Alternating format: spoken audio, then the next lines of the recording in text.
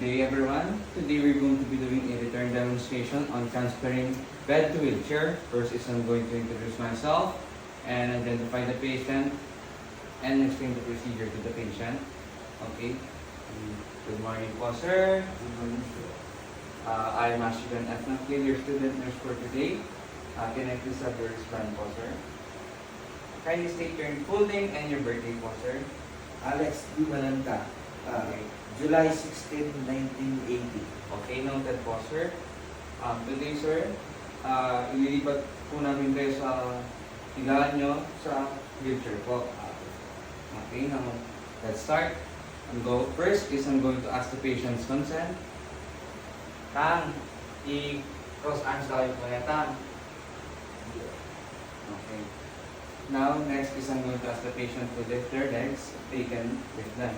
Tang, itatas ko lang po yung isang legs mo ha. And then we're going to ask the patient to turn on the right side. Okay? Tang, i-gilid daw yung bagya. 1, 2, 3. Okay? Now, the patient has to hold my neck and I'm going to hug them. Okay? Okay. On the count of 1, 2, 3. 1, 2. Okay, after that, I'm going to hug the patient here. The patient has to hold my neck and on the count of 1, 2, 3. 1, 2, 3. Then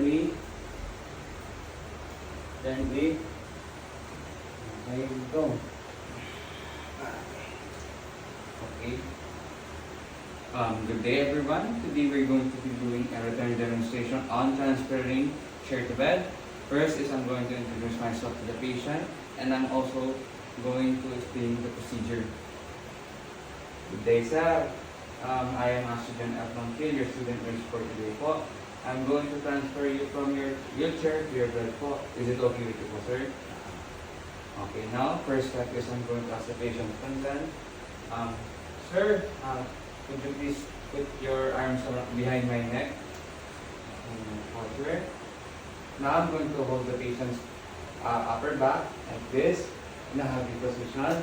And then on a count of 1, 2, 3. 1, 2, 3. You lift, then you lift, and then you gently guide them to the bed. Okay. Gently. And then you hold them in this position. Okay, now on a count of 1, 2, 3, I'm going to take the patient on their left side. 1, 2, 3. Okay.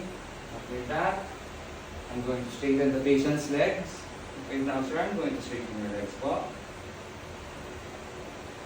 And now I'm going to position them in a spine position. Okay, now sir, lay down for me. Now, assume I'm going to put on the patient's blanket on. Okay, now, with that, I'm going to ask the patient if they are comfortable. Sir, are you comfortable po? Yes. Okay, now that is all.